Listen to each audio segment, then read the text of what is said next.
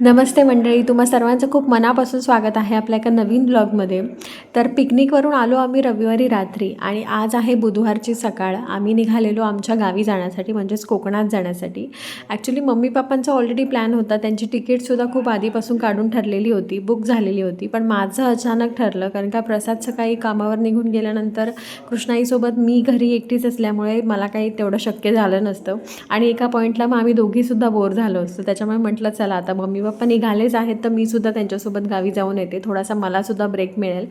माझी तिकीट पप्पा सोमवारीच काढून आलेले, काउंटर तिकीट, आणि लकीली माझी तिकीटसुद्धा कन्फर्म झालेली. त्याच्यामुळे आता ते म्हणतात ना, म्हणजे मौका भी है दस्तूर भी है, असं काहीसं होतं. तर म्हटलं चला आता तिकीट पण कन्फर्म झाली आहे, तर म्हटलं चला जाऊनच येऊया आता मम्मी पप्पांसोबत.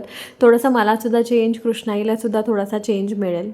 याच्या आधी आम्ही जितक्या वेळा गावी गेलो आहे ना, तर प्रत्येक वेळी आम्ही ट्रेनचा प्रवास रात्रीचाच केलेला आहे. कारण का दिवसभरामध्ये काय होतं, मग जेवणाचं वगैरे सगळंच कृष्णाईचं नेण्याचे वांदे होतात.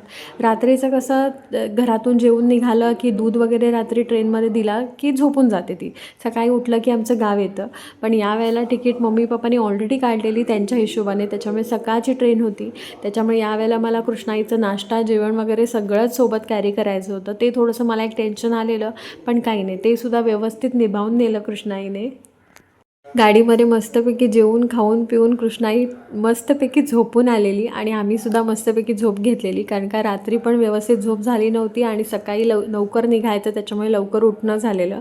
त्याच्यामुळे मस्तपैकी गाडीत सगळ्यांनी छान झोप घेतली आणि 6:30च्या आसपास ट्रेन आमची कणकवलीला पोचली. फायनली आम्ही आमच्या गावी आलो. असं अजिबात नाही वाटलं ट्रेनचा प्रवास की आम्ही सकाळी पनवेलला होतो आणि रात्री आमच्या गावीसुद्धा पोचलो.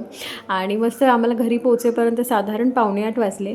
आणि आत्ता तुम्हाला याच्या पुढचे सगळे ब्लॉग आपल्या गावचे, कोकणातले बघायला मिळणार आहेत. त्याच्यामुळे अजिबात आपले पुढचे ब्लॉग्स म्हणजे मिस करू नका. सगळे ब्लॉग शेवटपर्यंत बघा, तुम्हाला मस्त कोकणातला फील येईल. चला भेटू आपला नेक्स्ट ब्लॉगमध्ये, तोपर्यंत बाय.